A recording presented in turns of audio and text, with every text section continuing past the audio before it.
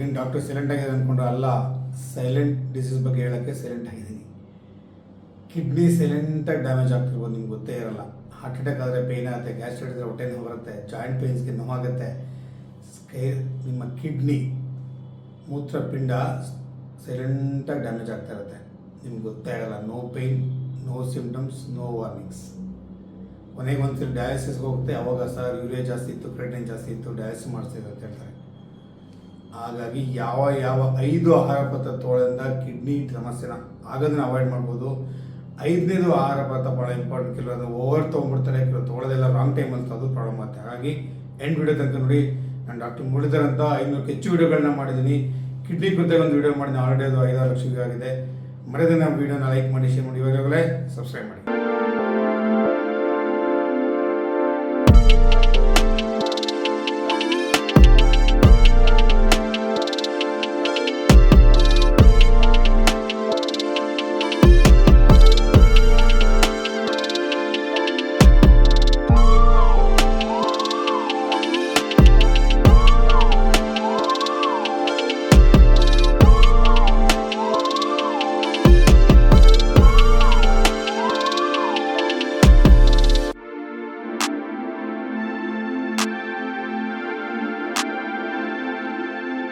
Number 1 ಮಿತ್ತು, ತಪ್ಪಾಭಿಪ್ರಾಯ ಏನಪ್ಪ ಜನಗಳಲ್ಲಿ ಅಂತಂದರೆ, ನೀರು ಯಥೇಚ್ಛವಾಗಿ ಕುಡಿದ್ಬಿಟ್ರೆ ಕಿಡ್ನಿ ಆರೋಗ್ಯಕರವಾಗುತ್ತೆ, ಏನು ಸಮಸ್ಯೆ ಬರಲ್ಲ ಅಂತ. ಅದು ನಿಜ, ಆದರೆ ಅರ್ಧ ನಿಜ, ಆಫ್ ಟ್ರೂತ್ ಅಂತೀವಿ. ಯಾಕಂದ್ರೆ ನೀರು ಚೆನ್ನಾಗಿ ಕುಡಿದಷ್ಟು ಒಂದಲ್ಲಿ ಹೋಗುತ್ತಲ್ಲ ಜನರಲ್ಲಿ, ಅಂದರೆ ಒಂದೇ ಚೆನ್ನಾಗಿ ಕಿಡ್ನಿ ಚೆನ್ನಾಗಿ ಕೆಲಸ ಮಾಡ್ತಿದೆ ಅಂತ ಅರ್ಥ. ಅದು ಆಫ್ ಟ್ರೂತ್. ಇನ್ನು ಆಫ್ ಟ್ರೂತ್ ಅಂದರೆ ಕೆಲವು ಆಹಾರ ಪದಾರ್ಥಗಳು, ಕೆಲವು ಕಿಡ್ನಿಗೆ ಮಾರಕವಾದಂಥ ಆಹಾರ ಪದಾರ್ಥಗಳು, ಕೆಲವು ಕಿಡ್ನಿಗೆ ಪೂರಕವಾದಂಥ, ಕಿಡ್ನಿ ಆರೋಗ್ಯಕ್ಕೆ ಒಳ್ಳೆ ಮಾಡುವಂಥ ಆಹಾರ ಪದಾರ್ಥಗಳು 5 ಇದ್ದಾವೆ. ಅವು ಯಾವುದು ಅಂತ ಪೂರ್ತಿ ಹೇಳ್ತೀನಿ, ಪೂರ್ತಿ ವಿಡಿಯೋ ನೋಡಿ. ಬರೀ ನೀರು ಒಂದಿಂದನೇ ನಿಮ್ಮ ಕಿಡ್ನಿ ಆರೋಗ್ಯ ಸರಿ ಹೋಗಲ್ಲ, ನೆನಪಿಟ್ಕೊಳ್ಳಿ. ಈಗ ಕಿಡ್ನಿ ಏನಿದೆಯಲ್ಲ, ಮೂತ್ರಪಿಂಡ, ನೀವು ಈ ಥರ ಹಂಗೆ ಈ ಥರ ಇಟ್ಕೊಂಡ್ರೆ ಇಲ್ಲಿ ಸಬ್ಕಾರ್ನರ್ ಇರೋದಿಲ್ಲ, ಅಲ್ಲಿ ನಿಮಗೆ ಮೂತ್ರಪಿಂಡ ಇರುವಂಥದ್ದು ಕಿಡ್ನಿ. ಸೊ ಕಿಡ್ನಿ 24 ಅವರ್ಸ್ ಕೆಲಸ ಮಾಡ್ತಾ ಇರುತ್ತೆ. ಇನ್ನೊಂದು ಆರ್ಗನ್ ಯಾವುದೇ 24 ಅವರ್ಸ್ ಕೆಲಸ ಮಾಡಿ, ನಿಮ್ಮ ಹಾರ್ಟ್. ನೀವು ಹೊಟ್ಟೆ ತಾಯಿ ಗರ್ಭದಲ್ಲಿರುವಾಗಲೇ ಹಾರ್ಟ್ ಕೂಡ ಕೆಲಸ ಮಾಡೋದು ಶುರು ಮಾಡುತ್ತೆ. ಹಾಗೆ ಹಾರ್ಟ್ ಬಗ್ಗೆ ಹೆಚ್ಚಿನ ಗಮನ ಕೊಡಿ, ಬುದ್ಧಿವಂತರಾಗಿ. ಅದೇ ರೀತಿ ಕಿಡ್ನಿ ಕೂಡ ಬಗ್ಗೆ ಗೊತ್ತಿಲ್ಲ. ಹಾರ್ಟ್ ಗೊತ್ತಿಲ್ಲ, ಹಾರ್ಟ್ ಅಟ್ಯಾಕ್ ಆಯ್ತಂತೆ, ಸತ್ತೋಗ್ಬಿಟ್ರಂತೆ, ಹಾರ್ಟ್ ಅಟ್ಯಾಕ್ ಆಯ್ತಂತೆ, ಹೋಗ್ಬಿಟ್ರಂತೆ. ನಮ್ಮ ಪುನೀತ್ ರಾಜ್ಕುಮಾರ್ ಹಾರ್ಟ್ ಅಟ್ಯಾಕ್ ಆಗಿ ಹೋಗ್ಬಿಟ್ರು, ಅದನ್ನೆಲ್ಲ ಚೆನ್ನಾಗಿ ಯೋಚನೆ ಮಾಡ್ತಾರೆ, ಜನಕ್ಕೆ ತಲೆಗೆ ಹೋಗ್ತಾರೆ. ಕಿಡ್ನಿ ಅಟ್ಯಾಕ್ ಅಂತ ಆಗಲ್ಲ, ಸಡನ್ನಾಗಿ ಸಾಯಲ್ಲ ಕಿಡ್ನಿ ಪ್ರಾಬ್ಲಮ್ದ. ಕ್ರಾನಿಕ್ ನಿಧಾನ ಸ್ವಲ್ಪ ಸಾಯ್ತಾರೆ. ಮತ್ತು ಯಾರು ಹೇಳ್ಕೊಳ್ಳಲ್ಲ ಕಿಡ್ನಿ ಪ್ರಾಬ್ಲಮ್ ಅಂತ. ಭಾಳ ಹಿಂಸೆ, ಡಯಾಲಿಸಿಸ್ ಮಾಡೋರು ನೀವು ನೋಡ್ಕೋಬೇಕು. ವಾರಕ್ಕೆ 2 ಸರಿ 3 ಸರಿ ಡಯಾಲಿಸಿಸ್ ಮಾಡ್ತಿರ್ತಾರೆ. ನೀರು ಜಾಸ್ತಿ ಕುಡಿಯೋಂಗಿಲ್ಲ, ತೂಕ ಹಾಕಿ ಆಹಾರ ಪದಾರ್ಥ ತಗೋಬೇಕು, ತೂಕ ಹಾಕಿ ಮಾತ್ರೆಗಳು ನುಂಗಬೇಕು, ಎಷ್ಟೊಂದು 12 ಮಾತ್ರೆ ನುಂಗಬೇಕು. ಹಾಗಾಗಿ ನಾನು ಹೇಳ್ತಾ ಇದ್ದೀನಿ, prevention is always better then cure. ಖಂಡಿತ ಪೂರ್ತಿ ವಿಡಿಯೋ ನೋಡಿ. ನಿಮ್ಮ ಮೂತ್ರ ಏನಿದೆಯಲ್ಲ, ಮೂತ್ರ ಪಿಂಡ, ಕಿಡ್ನಿನ ಹೆಲ್ತಿಯಾಗಿ ನೋಡ್ಕೊಳ್ಳಿ. ನಾನು ಹೇಳ್ದಂಗೆ ಕಿಡ್ನಿ 24 ಅವರ್ಸ್ ಫಿಲ್ಟರ್ ಮಾಡ್ತಾ ಇರುತ್ತೆ. ನೀವು ಏನು ತಿಂತೀರಾ, ಏನು ಕುಡಿತೀರಾ, ಎಲ್ಲ ಕಿಡ್ನಿ ಮುಖಾಂತರ ಹೋಗ್ಬೇಕಾಗ್ತದೆ.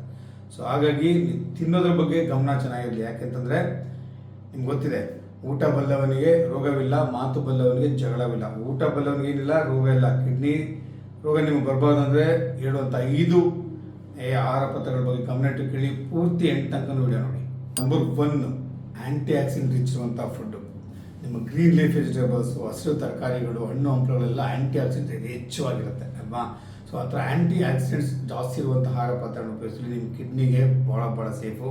ಅವೆಲ್ಲ ಆ್ಯಂಟಿ ಇನ್ಫ್ಲಮೇಟರಿ ಆ್ಯಕ್ಷನ್ ಕೂಡ ಆಗುತ್ತೆ. ಬಾಡಿಯಲ್ಲಿ ಇನ್ಫ್ಲಮೇಷನ್ ಆಗುವಂಥದ್ದು, ಬೇರೆ ಕಿಡ್ನಿ ಎಲ್ಲ ಬೇರೆ ಆರ್ಗನ್ಸ್ ಡ್ಯಾಮೇಜ್ ಆಗುವಂಥದ್ದು, ಏಜಿಂಗ್ ಆಗೋದು, ಎಲ್ಲದಕ್ಕೂ ಭಾಳ ಅನುಕೂಲ. ನಿಮ್ಮ ಗ್ರೀನ್ ಲೀಫ್ ವೆಜಿಟೇಬಲ್ಸು, ಫ್ರೆಶ್ ತರಕಾರಿಗಳು. ಕೆಲವು ಹಣ್ಣು ತರಕಾರಿಗಳು ನೀವು ತಿನ್ಬೋದು, ಕೆಲವು ಕ್ಯಾರೆಟ್ನ ಹಾಗೆ ತಿನ್ಬೋದು, ಮೂಲಂಗಿನ ತಿನ್ಬೋದು ಅಲ್ವಾ, ಬೀಟ್ರೂಟ್ನ ಹಾಗೆ ತಿನ್ಬೋದು. ಹಸಿ ತಿಂದಷ್ಟು ಇನ್ನೂ ಒಳ್ಳೆಯದು ಕೂಡ. ಸೊ ಹಾಗಾಗಿ ತರಕಾರಿಗಳನ್ನು, ಮೊಳಕೆ ಕಾಳುಗಳನ್ನು ಯಥೇಚ್ಛವಾಗಿ ಉಪಯೋಗಿಸೋದು ಒಳ್ಳೆಯದು. ಯಾಕೆಂದರೆ ನಿಮ್ಗೆ ಆ್ಯಂಟಿ ಇನ್ಫ್ಲಮೇಟರಿ ಆಕ್ಷನ್ ಕಿಡ್ನಿಗೆ ಭಾಳ ಅನುಕೂಲ. ಇನ್ನೊಂದು ಮುಖ್ಯವಾದ ಏನಪ್ಪ ಅಂದರೆ ಪ್ರೋಟೀನ್ ಕಿಡ್ನಿಗೆ ಭಾಳ ಅನುಕೂಲಕಾರಿ. ಕಿಡ್ನಿ ಒಂದಕ್ಕೆ ಅಲ್ಲ, ನಾನು ನಿಮ್ಮ ಬೋನ್ಸ್ ಫ್ರ್ಯಾಕ್ಚರ್ ಹೀಲಿಂಗ್ಗೆ ಇರ್ಬೋದು, ಪ್ರತಿಯೊಂದಕ್ಕೂ ಮಸಲ್ ಸ್ಟ್ರೆಂತ್ಗೆ ಇರ್ಬೋದು, ಮತ್ತು ಮಸಲ್ಸ್ಗೆ, ಬೋನ್ಸ್ಗೆ, ಪ್ರತಿಯೊಂದು ಆರ್ಗನ್ಸ್ಗೂ ಪ್ರೋಟೀನ್, ಕೊಲಾಜಿನ್ ಭಾಳ ಇಂಪಾರ್ಟೆಂಟು. ಸೊ ಹಾಗಾಗಿ ಪ್ರೋಟೀನ್ ಇರುವಂಥ ಆಹಾರ ಪದಾರ್ಥ ಉಪಯೋಗಿಸೋದು ಒಳ್ಳೆಯದು. ಏನಪ್ಪ ಒಂದು ಟರ್ನಿಂಗ್ ಪಾಯಿಂಟ್ ಅಂತಂದರೆ, ಓವರಾಗಿ ತಿನ್ನಬೇಡಿ ಪ್ರೋಟೀನ್ ಕೂಡ.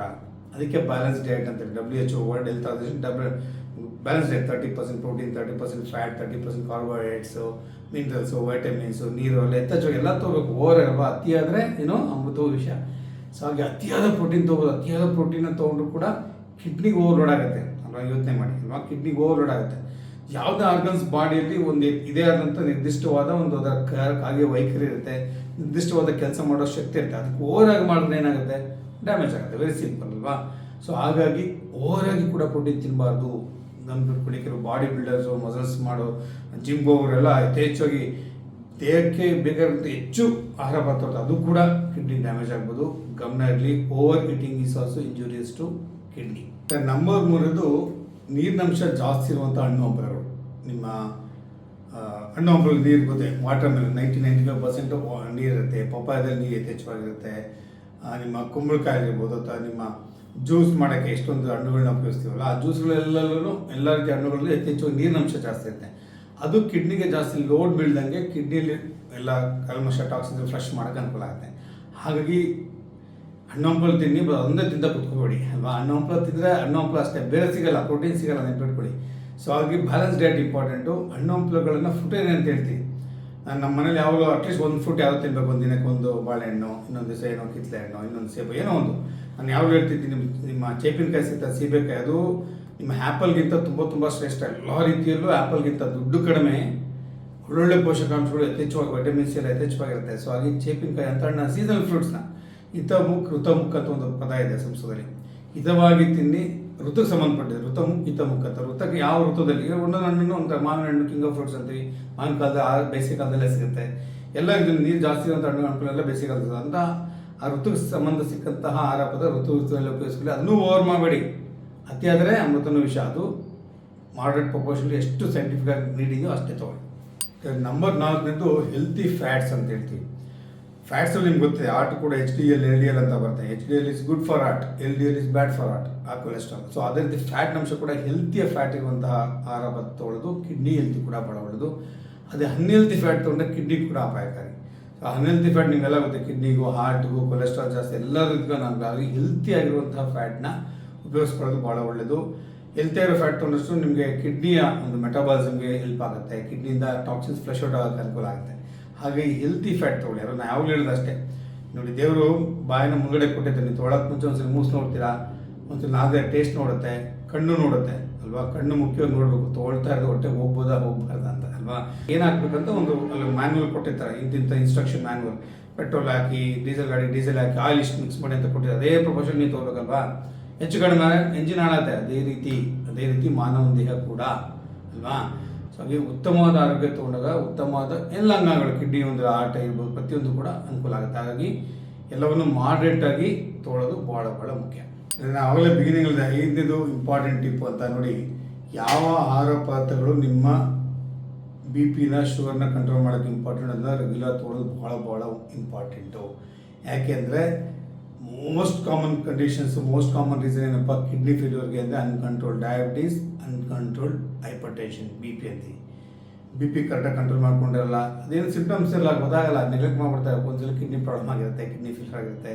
ಅನ್ಕಂಟ್ರೋಲ್ಡ್ ಡಯಾಬಿಟೀಸ್, ಎಷ್ಟೋ ಜನ ಪೇಷಂಟ್ಸು ಏನಾಗಲ್ಲ ಸರ್, ತಿಂತೀನಿ ಶುಗರ್ ನಾನು ಇದೆ, ಏನಾಗಿಲ್ಲ ಸರ್ ಅಂತ ಇರ್ತಾರೆ. ಒಡನೆ ಡ್ಯಾಮೇಜ್ ಆಗ್ತಿರುತ್ತೆ, ಗೆಳೆಯರೆ ಗೊತ್ತಾಗಲ್ಲ, ಒಂದು ದಿವಸ ಖಂಡಿತ ತಾಕೆ ಆಗುತ್ತೆ ಅಲ್ವಾ.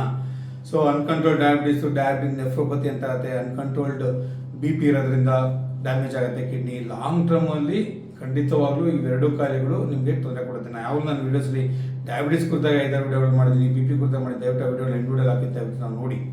ಸೊ ಎಸ್ಪೆಷಲಿ ಡಯಾಬಿಟೀಸ್ ಅವರು ಸ್ಟ್ರಿಕ್ಟಾಗಿ ಕಂಟ್ರೋಲ್ ಮಾಡೋದು ಗೊತ್ತಾಗಲ್ಲ, ಸೈಲೆಂಟ್. ನಾವು ಹೇಳ್ತೀವಿ ನೋಡಿ, ಡಯಾಬಿಟೀಸು ಒಂದು ಹುಲಿ ಚಿರತೆ ಇದ್ದಂಗೆ. ನೀವು ಮೊಮ್ಮಕ್ಕಳು ಕರ್ಕೊಂಡು ಹೋಗಿರ್ತಾರೆ ಝೂ ಅಲ್ಲಿ, ಮೈಸೂರು ಝೂ ಅಲ್ಲಿ ಅಲ್ವಾ.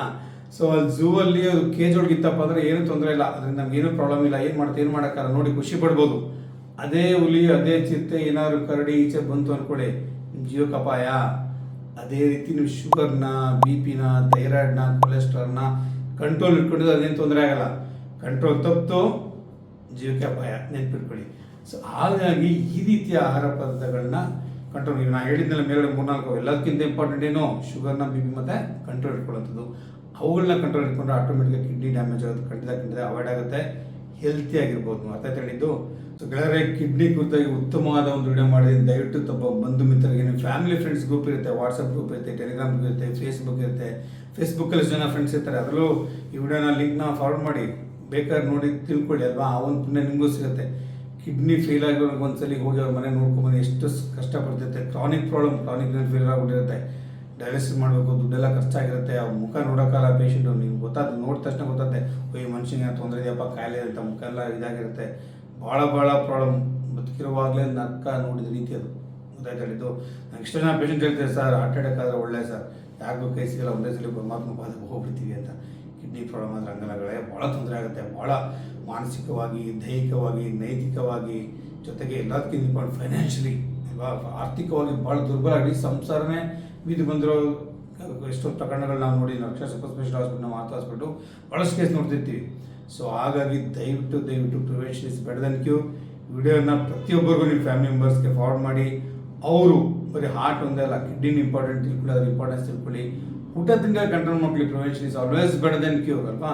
ಒನ್ಸ್ ಅಗೇನ್ ನಾನು ಡಾಕ್ಟರ್ ಮುರಳೀಧರ್ ಅಂತ. ಇಲ್ಲಿ ತನಕ ನೋಡಿದ್ರೆ ಧನ್ಯವಾದಗಳು. ಮರೆದು ಇವಾಗಲೇ ಸಬ್ಸ್ಕ್ರೈಬ್ ಮಾಡಿ, ನಿಮ್ಮ ಫ್ಯಾಮಿಲಿ ಫ್ರೆಂಡ್ಸ್ ಗ್ರೂಪ್ಸ್ಗೆಲ್ಲ ಫಾರ್ವರ್ಡ್ ಅವರು ಸಬ್ಸ್ಕ್ರೈಬ್ ಮಾಡೋಕ್ಕೆ ಹೇಳಿ. ಒಳ್ಳೆ ಟಿಪ್ಸ್ ಸಿಗಲಿ ಅಲ್ವಾ. ಖಂಡಿತ ಒಳ್ಳೆಯದಾಗಲಿ ಎಲ್ಲರಿಗೂ. Once again wish you all happy healthy life.